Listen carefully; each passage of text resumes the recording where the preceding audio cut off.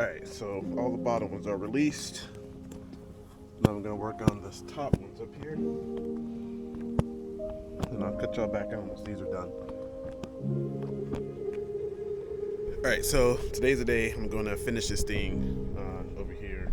I got about, I would say, maybe less than 12 feet, maybe like 10 feet to go.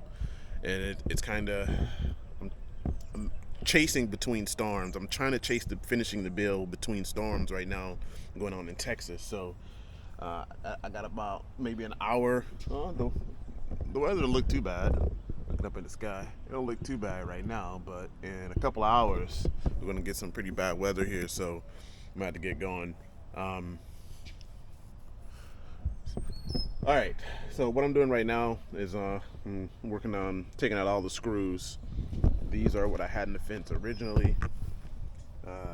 Probably not the best idea to use 2.5-inch screws, but when you're doing overlap, you want to be able to bite through the top wood, bottom wood, and go into the rail. So that was the intent.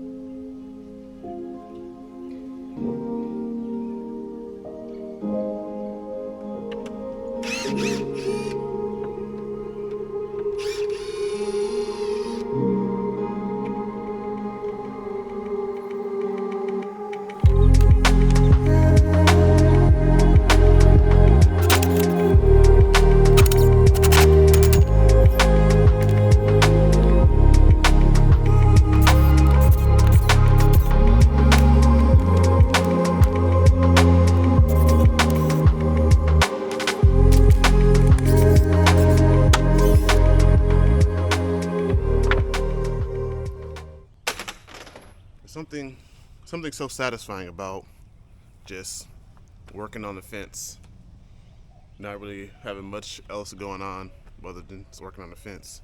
Check out these guns right here. Yeah, man, been working out. These nice guns here.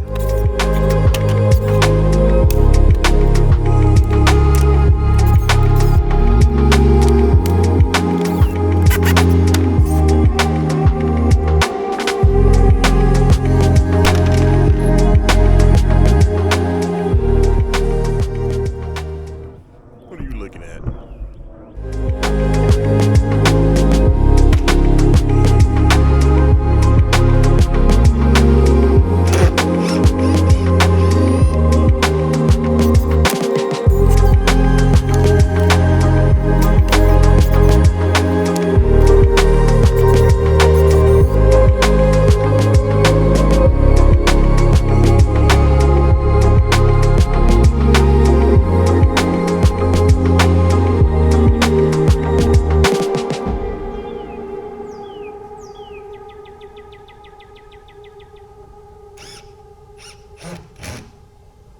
All right, so I got the pickets off, and now I just gotta take down the rails here, and then I already got the 2 posts back here ready to go. They were curing for since yesterday, but I'm gonna pack them down real good and start getting the new rails put on and helping it solidify. So yeah, and in the meantime, what I'm going to do is build a connection point from here to here. This rail is obviously going to be a little higher, but I'm going to build something here to make it sturdy. So when I get ready to build this part here next year, once I get the truck, like I said in the last video, I can lock all this in up here pretty tight, like I've done at the front end, and we'll be good to go. So let's get to knocking these rails out.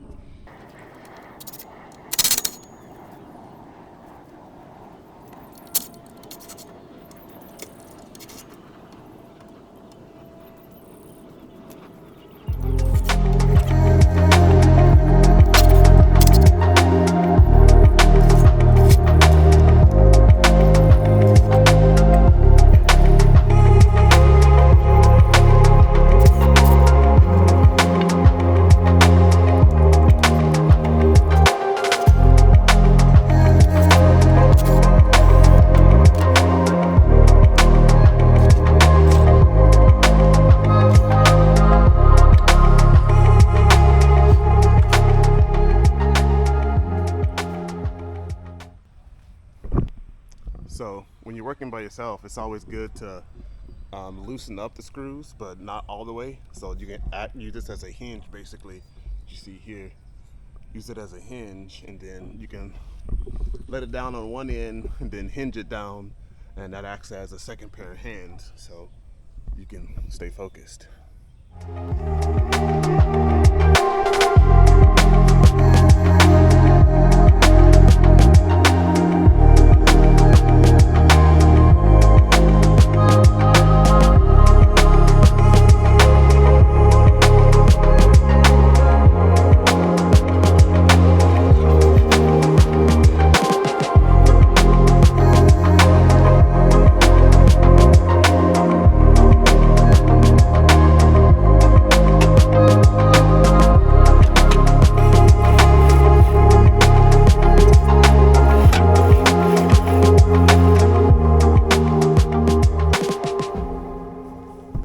Alright, so the name of the game is to start cutting these down to size, because obviously it won't fit 12 feet over here, so I'm going to have to cut it. I rudimentarily, if that's even a word, put up my post brackets. Just kind of eyeballed it to see if I could get kind of remotely close to my ender over here. And I'm going to go as far over as I can, pushing it to right here. Drill it in here and then work my way over. I think I'll start with the middle one first and then work down and then do my last one at the top and then put my topper, and then if I have any left over, I'm going to do a double top, and we'll kind of finish up for this segment. So stand by. Let's get the cutting. First is get the measuring. Measure 50,000 times, cut twice, and we'll get it eventually. So again, let's get to work. Got all the materials that we needed. Let's go over and measure. I'm gonna sit y'all down over here.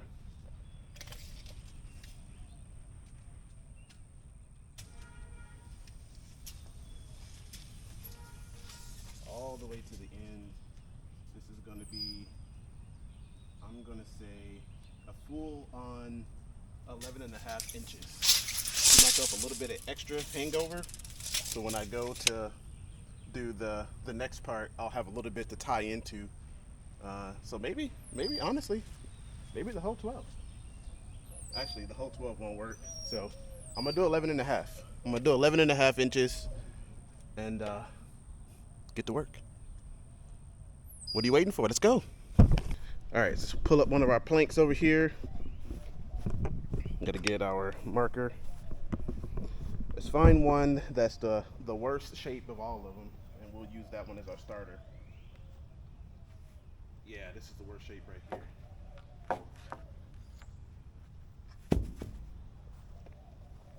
basically what we're going to do, for those that have never used a tape measure, sorry I'm janking you, one-man band here, we are going to put this out all the way to 11 and a half, which is right here.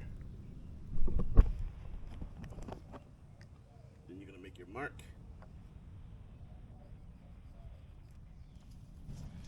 And we're going to do that for the next 3 of these, and we should be good. So on second thought, we're going to do 133 inches because that's going to work a little bit better for the math, and not because there's so many halves on here. I forgot. There's like so many halves. So which half is the half that you want? We're going to go off the inches. So 133 inches should get us to where we want to be. Just clarifying that. Alright, so now with all of our rails marked, we can now bring them over here to the cutting table, cut them all to size, and put them up.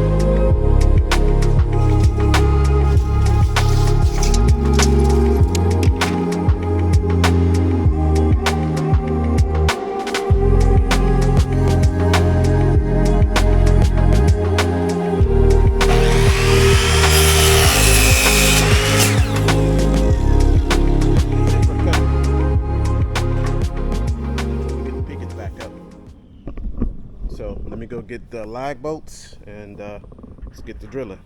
All right, so how I like to do this may be different than how you do it, and you may have extra pair of hands to help with all this. Good for you. We're rubbing it in. But how I like to do it is I want to aim down sight.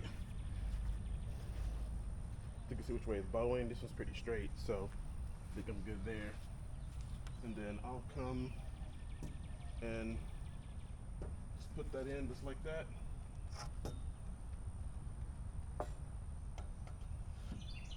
I'm about to get a hammer and hammer that back a little bit.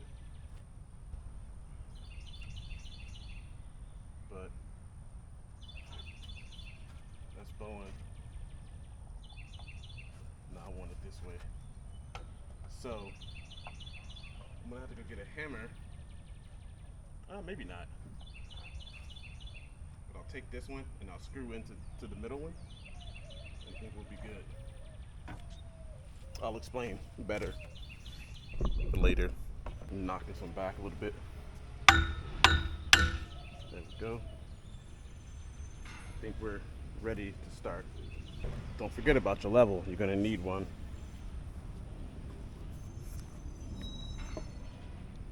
All right.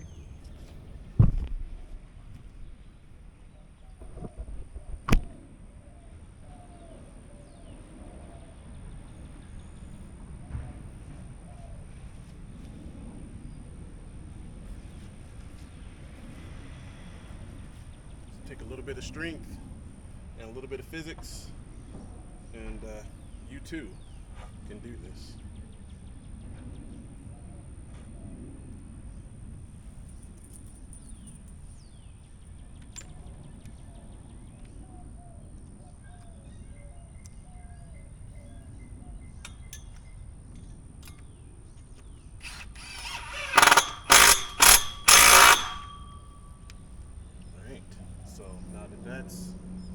set, I'm gonna bring y'all in so you can see. Now that that's set, the idea is to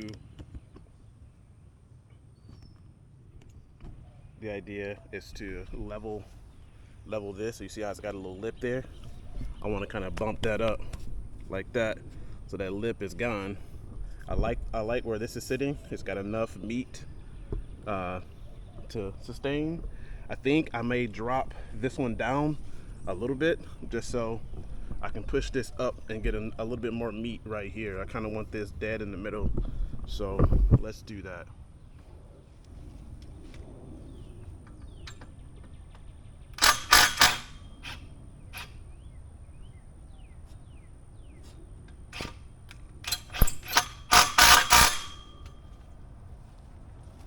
Now let's see if I can bump this up a little bit.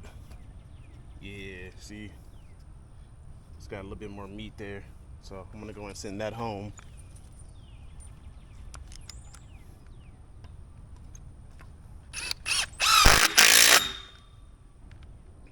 Just like that.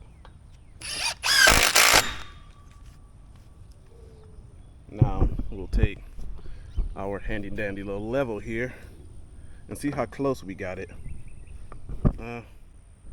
We were close-ish, but we'll need some more. So I'm gonna set y'all there so y'all can watch, supervise.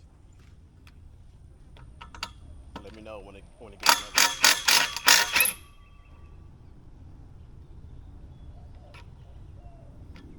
level. Is it level yet? Come on, say something. Is it level yet? I guess so. Y'all ain't saying anything, but I'm gonna look myself. Alright, it's between the lines, which is great. It's a little bit, I can honestly go up just a tad bit. I might do that. I like it to be a little bit more up there. So let me go up just a little bit. Down just a little bit. Fine tune it to the way you like it. Look at that, that's a lot better. All right, so now we're gonna go and really tighten these in here. Good. The angles that I have to work for you all are not great. I'm sorry.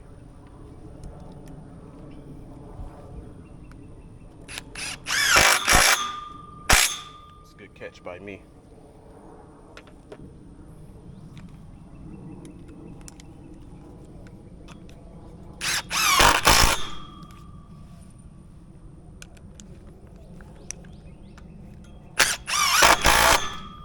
All right, so first one's almost in. Let's go over here and check and see what's going on. We're way off on where we thought we would need to be for the post, and that's okay, because we can always adjust this. This is the only post that I actually flip backwards. All the other post brackets, excuse me, are screw is going that way.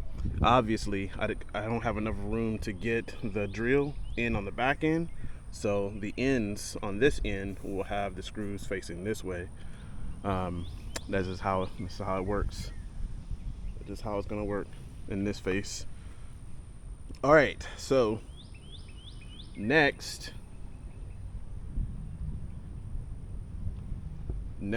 we are going to fix this.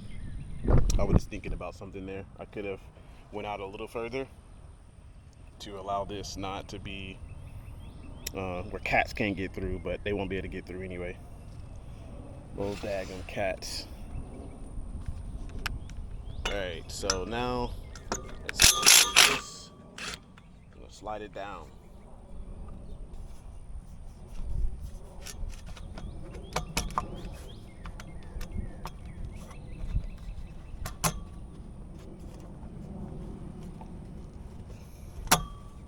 Somewhere like right there where it's level, and you want to check it with the level.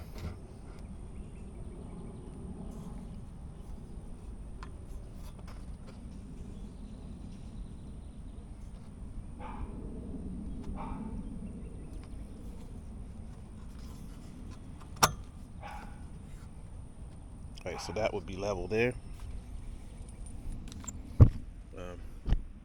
As you can see. So now we're gonna screw it in. I'm gonna screw it in on this side.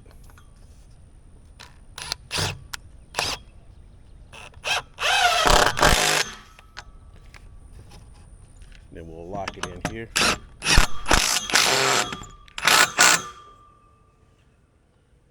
Check your level again. In the middle, that's great. And we'll finish it off on this side. I need some more lug bolts. Be right back. All right.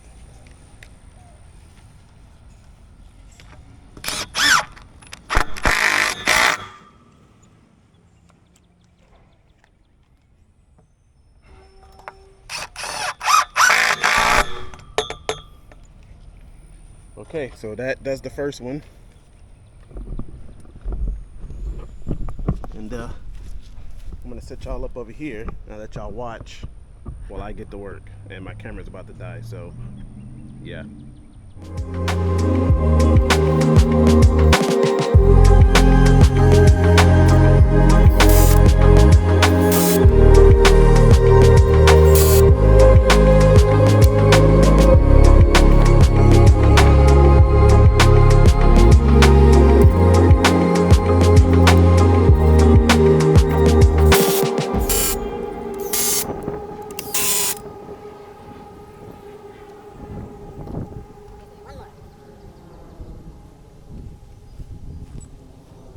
All right, so before the camera officially dies, I got 19% left. So what I'm doing right now, I've completed the rail structure.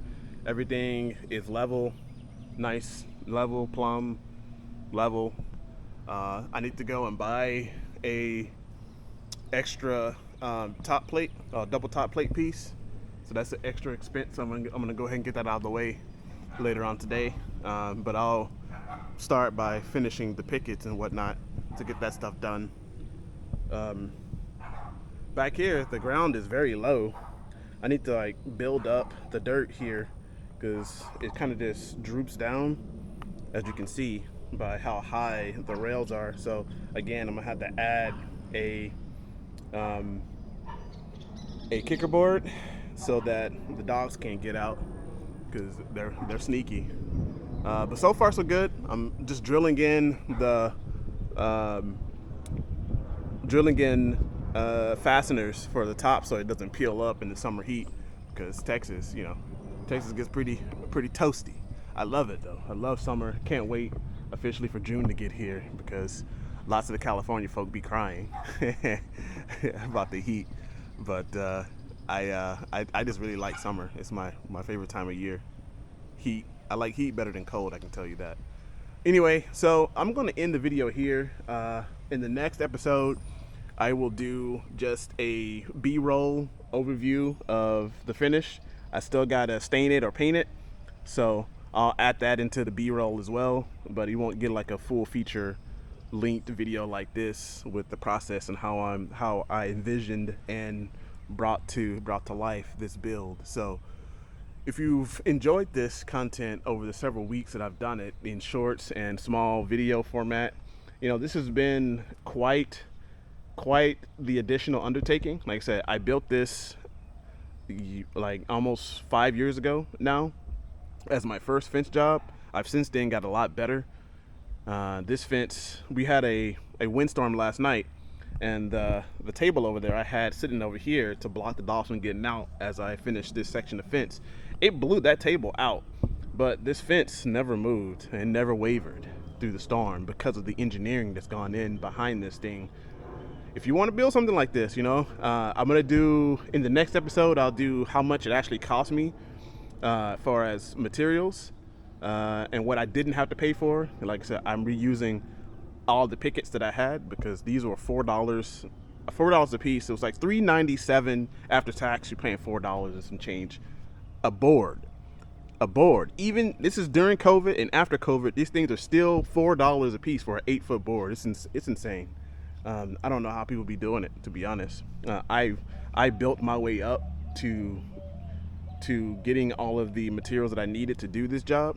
I definitely didn't go and drop it all at one whop with the Focus stuff going on, with the Focus arm stuff going on, with the Focus fence work stuff going on. I got a lot of stuff going on that money is kind of tied up into. So I had to just, not put it on the credit card. I really don't do that anymore. If I don't got it, I don't got it. I'll just wait until I saved up to get it. And we'll just purchase it from there. That's kind of how I roll. Keep the finances going out low, keep those debt down, keep that credit score high for when I really want to use it. So that's the philosophy I'm sticking to, and it's working really well. I don't really have stress over those kind of things because I chose not to indulge into spending frivolously. But back to the fence, this has kind of led to me being able to do this kind of stuff. I think I'm into like $1,000, maybe $1,100 worth of material alone for the fence, and that's pretty pricey. But all of the work was done by these focused hands here, and that saved me thousands of dollars. Had I had someone else come and just build this fence lengthwise. This is about, I would say, 280 feet from the front to the back worth of fence. And it depending on who you go with, a more experienced builder, even an inexperienced builder, they're going to charge you quite a bit per square footage. So I would say it's to your benefit to get out here and learn this stuff, because the more you know, maybe you want to just pay someone. Maybe you don't. Maybe this isn't something you want to spend your afternoons doing, and that's okay. But you at least want to know how not to get messed over by someone just telling you anything. And if you don't know anything about it, you kind of have to go with what they say. And I find that to be a detriment to your financial success and your learning. Because they can just tell you whatever, and you don't know. But when you know something, and they can't get over on you. And then again, you can see how much is it worth to you about time and the amount of effort that's going to go into this, especially if you're doing this during the summer, like when it's 100 and something degrees and the sun's beating down on you and it's heavy humidity, especially here in Texas. You get start to thinking of, man, should I have just paid someone to do this? For me, I'm out here just, this is so much fun. On camera, off camera, I've been having quite a bit of fun just being in the zone, building a craft of what I wanted to do, and watching it finally. This is it. The final pieces of what I got going on. So hopefully that's inspiration to you. I don't play basketball. I don't sing on a mic. I'm out on the stage. Shout out to you, J. Cole. But I do this on a daily, behind the scenes, and hopefully y'all are rocking with it. Because if you're not, you're not. It's whatever. I'm still gonna do it. It's my fence. But hopefully this inspires you to get out and go do what you don't think is possible. I'm pretty sure it's possible. That's kind of depending. I won't go into details, in heavy details, but some things could be impossible, especially if you're a criminal. Some things are impossible for you. So it's more inspiration. Think about this as inspiration to get out and do things that you want to do. And if someone can give you a Bunsen burner boost, please allow me to slap you into shape. Get out there and get the jobs done. Anyway, I'm going to sign off before I continue rambling. Focused Hands signing off.